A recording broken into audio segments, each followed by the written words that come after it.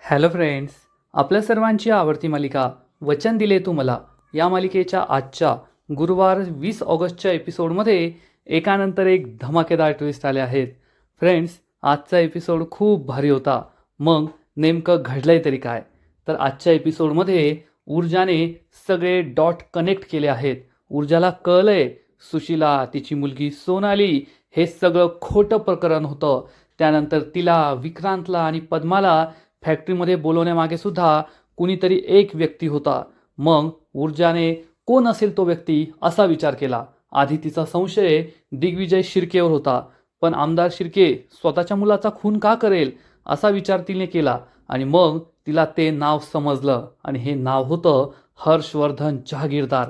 त्यानेच हे सगळं घडून आणलंय हे ऊर्जाला कळलं. आणि मग ऊर्जाने एक डाव रचला. हर्षवर्धन समोर हात जोडून म्हणाली, सर माझं चुकलं, मला या प्रकरणातून वाचवा.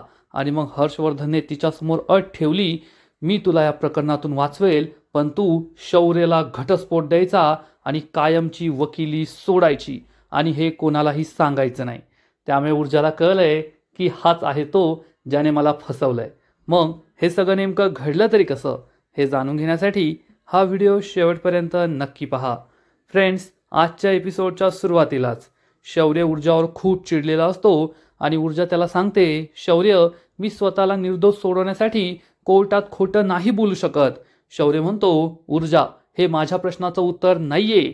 मला काय वाटतं, डॅडला काय वाटतं याचा तू विचार करते की नाही, ते तुझ्यासाठी महत्त्वाचं आहे की नाही ते मला सांग. ऊर्जाला काय बोलावं ते कळतच नाही.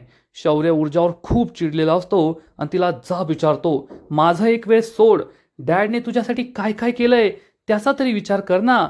अगं, डॅडने तुझ्यासाठी चक्क तुझी केस लढण्यासाठी ते तयार झाले, पण तू त्यासाठी नकार दिला. मग तू स्वतःची केस स्वतः लढणार होती, तेव्हा डॅडने येथे तुझी सगळी व्यवस्था केली. पोलिसांशी बोलले, ऑथॉरिटीजशी बोलले, तुला येथे या तुरुंगात त्रास होणार नाही यासाठी सगळी व्यवस्था केली. मग पद्माशी बोलले, कोर्टात काय बोलायचं ते पद्माला समजावून सांगितलं, तुला सुद्धा मदत केली. तुला सुद्धा सांगितलं की कोर्टात काय बोलल्यामुळे तुला शिक्षा होणार नाही, तुला जामीन मिळेल. पण तरी सुद्धा तू डॅडचा विचार केलाच नाही. डॅड सगळं काही जुनं विसरून तुला एवढी मदत करत होते, पण शेवटी तुझ्या मनात डॅडबद्दल राग आहेच. तर ऊर्जा म्हणते, शौर्य मग त्यांच्या मनात माझ्याबद्दल काही नाहीये का? शौर्य म्हणतो, आहे ना, नक्कीच असेल, परंतु त्यांनी ॲडव्होकेट ऊर्जा शिंदे म्हणून तुझ्याकडे नाही पाहिलं, तर त्यांची सून म्हणून तुझ्याकडे लक्ष दिलं, म्हणून त्यांनी एवढं सगळं केलं. पण शेवटी तू काय केलं, त्यांचा अपमान केला. त्यांनी तुला जे काही सांगितलं ते तू ऐकलं नाहीस. आणि ऊर्जा हे अतिशय चूक आहे. तू मला सांग, तुला डॅडबद्दल काहीच वाटत नाही का? तू डॅडबद्दल असं का केलंस? ऊर्जा खूप चिडते आणि म्हणते, शौर्य मला सुद्धा हाच प्रश्न पडलाय की तुझे डॅड माझ्यासाठी हे सगळं का करताय? त्यांच्या मनात सुद्धा माझ्याबद्दल राग असेलच ना. शौर्य खूप चिडतो आणि म्हणतो, मान्य केलं मी ऊर्जा, तुझ्याबद्दल त्यांच्या मनात राग असेल, परंतु त्यांनी एक सून म्हणून, स्वतःच्या मुलाची बायको म्हणून तुझी बाजू घेतली आणि तुला अजूनही त्यांच्यावर संशय.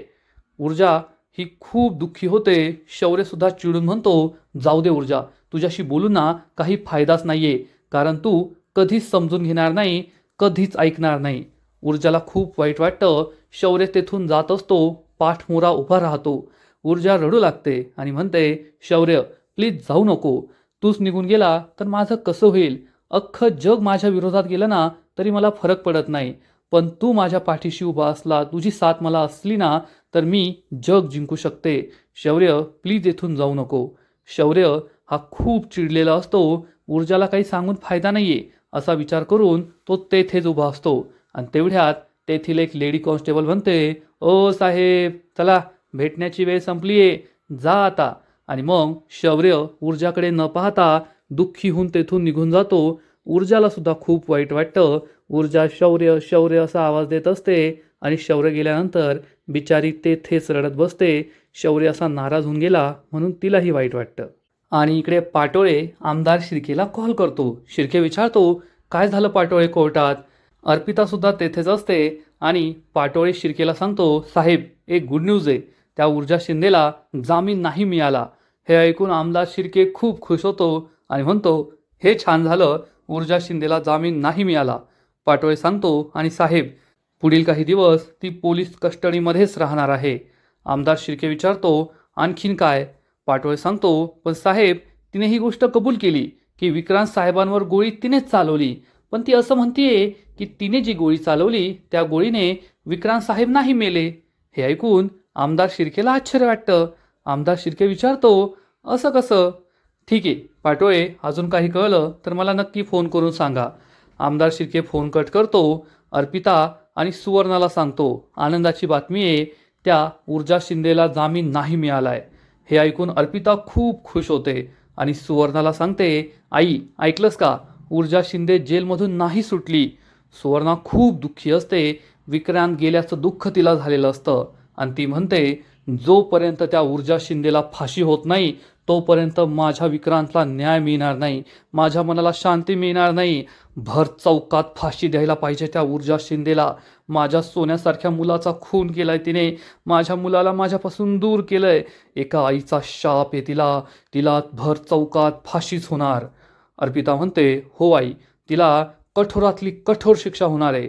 तर सुवर्णा म्हणते, नाही, फक्त फाशी, फक्त फाशीच होणार तिला. आणि मग आमदार शिर्के म्हणतो, पण ऊर्जा शिंदे कोर्टात म्हणाली की तिने विक्रांतवर गोळी चालवली, पण तिच्या गोळीने विक्रांतचा खून नाही झाला, विक्रांतचा मृत्यू नाही झाला. काहीतरी नक्कीच मेक आहे या सगळ्या प्रकरणात. अर्पिता म्हणते, पप्पा, ती एक वकील आहे, नक्कीच काहीतरी लूप होल शोधण्याचा प्रयत्न करतीये स्वतःला सोडवण्यासाठी. आमदार शिर्के म्हणतो, ऊर्जा शिंदेला हलक्यात घेऊन नाही चालणार. आमदार शिर्के पाटोळेला कॉल करतो. पाटोळे म्हणतो, बोला साहेब. आमदार शिर्के त्याला सांगतो, पाटोळे, आता ऊर्जा शिंदेची जी पोलीस कोठडी आहे काही दिवसांनी संपेल, मग तिला ज्युडिशियल कस्टडी मिळेल आणि ती जेलमध्ये जाईल. जेलमध्ये आपला एखादा माणूस असायला हवा. कळतंय ना मी काय म्हणतोय? पाटोळे म्हणतो, हो साहेब. मग आमदार शिर्के त्याला सांगतो, या केसमध्ये जे काही नवीन रिपोर्ट्स येतील, ज्या काही नवीन गोष्टी बाहेर येतील, त्या प्रत्येक गोष्टीची बातमी सगळ्यात आधी मला मिळायला पाहिजे.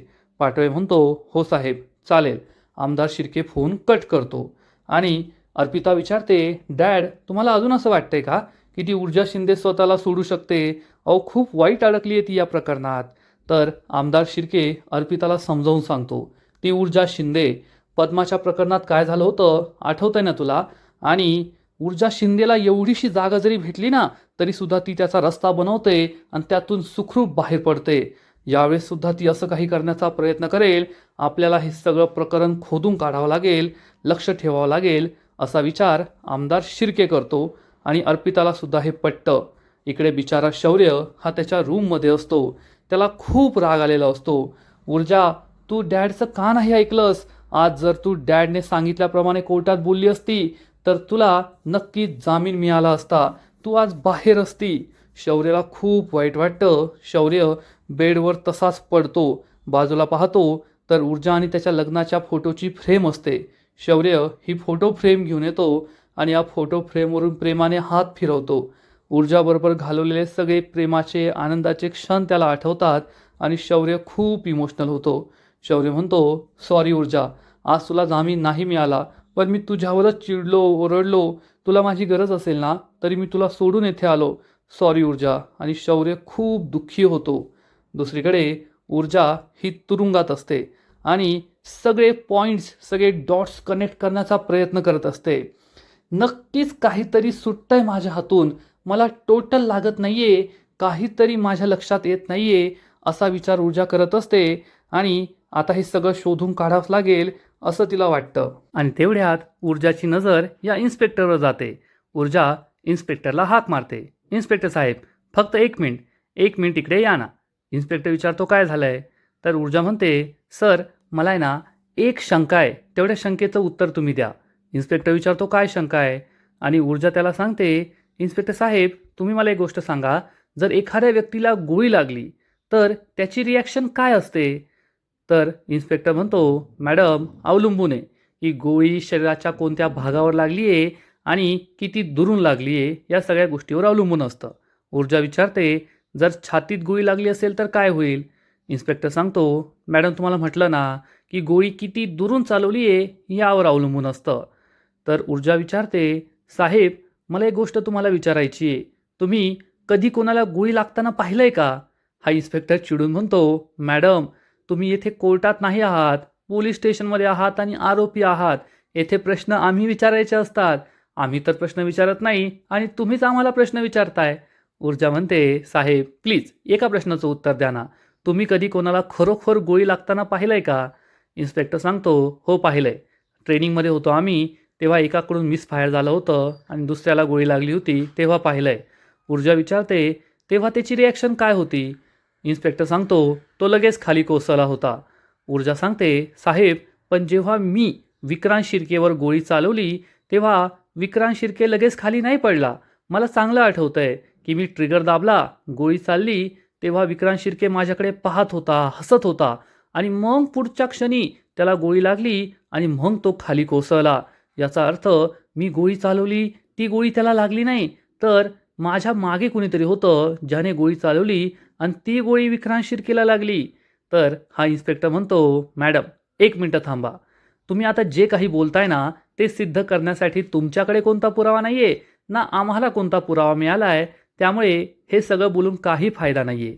आता आमच्याकडे जे पुरावे आहेत ते सगळे तुमच्या विरोधातले आहेत आणि तुम्हाला खरं सांगू का, तुम्हाला सगळं खरं खरं माहिती आहे, पण तुम्ही स्वतःला सोडवण्याचा प्रयत्न करताय. पण या सगळ्या प्रयत्नात तुमचा अभ्यास कमी पडलाय. हे ऐकून ऊर्जाला आश्चर्य वाटतं. इन्स्पेक्टर सांगतो, मॅडम तुम्ही या केसमधून स्वतःला सोडवण्यासाठी काही खोटे पात्र रचले, जशी ती सुशीलाताई, त्यानंतर तिची आजारी मुलगी सोनाली आणि मग तो सुपरवायझर. पण तुमचा अभ्यास थोडा कमी पडला, कारण सुशीला कोठे राहते हे तुम्हाला माहीत नाही, तिची मुलगी सोनाली, तिचे मेडिकल रिपोर्ट्स तुमच्याकडे नाही आणि तो सुपरवायझर त्याचं तर तुम्हाला नावसुद्धा माहीत नाहीये. मग तुमच्यावर कोण कसा विश्वास ठेवणार? ऊर्जाला हे सगळं पटत असतं की हो, बाहेरच्या व्यक्तीला असंच वाटणार की हा सगळा बनाव मीच रचलाय. इन्स्पेक्टर म्हणतो, मॅडम खरं सांगायचं ना तर तुमचा प्लॅन भारी होता, पण एक्झिक्युशन चुकलं, तुमचा अभ्यास चुकला. ऊर्जा चिडून म्हणते, साहेब हे सगळं मी नाही रचलंय, हे सगळं माझ्याबरोबर घडलंय, मी खरं बोलतीये. तर हा इन्स्पेक्टर म्हणतो, मॅडम मग हे सगळं तुम्ही येथे सिद्ध करून फायदा नाहीये, तुम्हाला हे कोर्टात सिद्ध करायचंय. तुम्हाला कोर्टात पुरावे द्यावे लागतील की ही सगळी माणसं तुमच्या आयुष्यात आली होती, त्यांना तुम्हाला पोलिसांसमोर कोर्टासमोर उभं करावं लागेल. मग तुम्ही गोळी नाही चालवली तर मग कुणी चालवली, कोण होता तो, त्या व्यक्तीला तुम्हाला कोर्टासमोर उभं करावं लागेल. मगच तुम्ही या सगळ्या प्रकरणातून सुटू शकता, त्याशिवाय तुमचं सुटणं अशक्य वाटतंय. मॅडम खरं सांगतो तुम्हाला, तुम्ही ना वाईट अडकले आहात आणि हे सगळं तुम्हाला सिद्ध करणं जवळपास अशक्य आहे. तुम्हाला या सगळ्या गोष्टी सिद्ध कराव्या लागतील, तेव्हाच तुम्ही या प्रकरणातून सुटू शकता. इन्स्पेक्टर थोडा पुढे जातो, परत मागे येतो आणि विचारतो, अजून काही सेवा करायची आहे का? ऊर्जा काहीच बोलत नाही. इन्स्पेक्टर तिला डोळे दाखवतो आणि तेथून निघून जातो. ऊर्जाला खूप वाईट वाटतं, पण ऊर्जाला हे सुद्धा पटतं की इन्स्पेक्टर जे काही बोलतोय ते अगदी खरं आहे. या सगळ्या प्रकरणामागे नक्कीच कुणीतरी आहे याची ऊर्जाला शंका येत असते आणि मग ऊर्जा त्या दिवशी काय काय घडलं या सगळ्या गोष्टींची टॅली करते. ऊर्जा म्हणते, या सगळ्या प्रकरणाची सुरुवात झाली सोनाली आणि सुशीलापासून. मला सुशीलाताई भेटल्या, त्यांनी स्वतःच्या मुलीची केस सांगितली आणि मग मी ती केस घेतली. परंतु मी जेव्हा जेव्हा सुशीलाताईंना त्यांच्या घरचा पत्ता, त्यांचं नाव, त्यांचा मोबाईल नंबर विचारायचे तेव्हा तेव्हा त्यांनी टाळटाळ केली. मला कोणत्याही गोष्टींबद्दल त्यांनी माहिती दिली नाही. याचा अर्थ इन्स्पेक्टर साहेब जे बोलताय ते खरं आहे. ही सगळी खोटी पात्र आहेत, ही केस खोटी आहे. परंतु माझ्याबद्दल ते खरोखर घडलंय, हे सगळं मी नाही रचलंय, तर दुसरं कोणीतरी हे रचलं होतं मला फसवण्यासाठी. कारण मला त्या फॅक्टरीत त्या वेळेत पाठवायचं होतं, म्हणून सुशीला आणि सोनालीची ही सगळी केस, हा सगळा बनाव रचण्यात आला. ही पहिली गोष्ट ऊर्जाला समजते. मग ऊर्जाला आठवतं, जेव्हा ती त्या फॅक्टरीत पोहोचली, 2 गुंड तेथे आले, त्यांच्या हातात बंदूक होती. ऊर्जाने ते बंदूक हिसकावून घेतली आणि मग हे गुंड पळून गेले. ऊर्जा म्हणते, याचा अर्थ ते गुंड त्या फॅक्टरी मालकाचे नव्हते, तर ज्या व्यक्तीने हा सगळा बनाव रचलाय त्याने जाणून बुजून त्या गुंडांना तेथे पाठवलं, कारण माझ्या हातात ती पिस्तूल यावी. आणि जर ते खरोखरचे गुंड असते तर त्यांनी न घाबरता माझा प्रतिकार केला असता आणि ती पिस्तूल मिळवण्याचा प्रयत्न केला असता. मला पकडून नेलं असतं, पण त्यांनी तसं केलं नाही. त्यांना फक्त माझ्या हातात पिस्तूल द्यायची होती, कारण मग नंतर त्याच पिस्तूलने मी विक्रांतवर गोळी चालवणार हे या सगळ्या प्लॅन रचणाऱ्याला माहीत होतं. ऊर्जाचे हे 2 डॉट कनेक्ट होतात. मग ऊर्जा विचार करते तिसरी गोष्ट. जेव्हा विक्रांत तेथे पोहोचला, तो परत परत म्हणत होता की ऊर्जा शिंदे, तू मला फोन करून येथे बोलवलं, तू मला मेसेज करून येथे बोलवलं, पण मी तर विक्रांतला बोलवलं नव्हतं. याचा अर्थ त्या व्यक्तीने विक्रांतला सुद्धा खोटा मेसेज आणि खोटा फोन करून त्या ठिकाणी बोलवलं होतं. आणि मग पद्माला तेथं येणं. पद्मा तेथे कशी आली? तर पद्माला एक खोटा फोन आला की तुझ्या भावाला बंटीला आम्ही किडनॅप करून ठेवलंय, तू येथे ये. याचा अर्थ पद्मा तेथे आली. मग पद्माला कोणी बोलवलं? मी तर नाही बोलवलं. विक्रांतने बोलवलं का? नाही, विक्रांतने सुद्धा नाही बोलवलं. कारण पद्माला पाहून तो सरप्राईज झाला होता. त्याला सुद्धा आश्चर्य वाटलं होतं की मी पद्माला सुद्धा इथे बोलवलंय. याचा अर्थ विक्रांतला पद्माने नाही बोलवलंय. आम्हाला तिघांना तेथे बोलवणारा व्यक्ती एकच होता आणि तिघांना वेगवेगळ्या पद्धतीने तेथे बोलवण्यात आलं. मला सुशिला आणि सोनालीच्या केस निमित्त, विक्रांतला मी धमकी दिली, मी चॅलेंज दिलं म्हणून, आणि पद्माला बंटीला पकडून ठेवलंय म्हणून. मग आम्ही तिघे तेथे एकत्र आलो. कारण ज्या व्यक्तीने हे सगळं घडून आणलंय त्याला माहीत होतं की आम्ही तिघे जर एकमेकांसमोर आलो तर नक्कीच कोणाचा तरी जीव जाईल, एकतर माझा किंवा विक्रांतचा. विक्रांत गोळी चालवण्यात थोडा उशीर करतो म्हणून माझ्या मागून कोणीतरी गोळी चालवली, विक्रांतचा खून झाला, विक्रांत संपला, पद्माची केस संपली आणि मी तुरुंगात गेले त्याच्या खुनाच्या आरोपाखाली. म्हणजे त्या व्यक्तीने एकाच दगडात 3 पक्षी मारले आहेत. फक्त आता हा व्यक्ती कोण आहे हे शोधून काढावं लागेल. आणि मग हा व्यक्ती कोण असू शकतो? ऊर्जा याचाच विचार करत असते. आणि मग ऊर्जाच्या समोर सगळ्यात पहिलं नाव येतं ते म्हणजे दिग्विजय शिर्के. आमच्या तिघांवर दिग्विजय शिर्केचा राग होता. मी दिग्विजय शिर्केला त्याच्या मुलाला त्रास दिला म्हणून माझा राग होता, पद्माने केस केली म्हणून पद्माचा राग होता, आणि विक्रांतने त्याचं करिअर संपवलं म्हणून विक्रांतवर राग होता. पण स्वतःच्या पोटच्या मुलाला कोण का मारेल? स्वतःच्या मुलाचा खून कोण का करेल? त्यामुळे नक्कीच हे आमदार शिर्केने केलेलं नाहीये एवढं ऊर्जाला पटतं.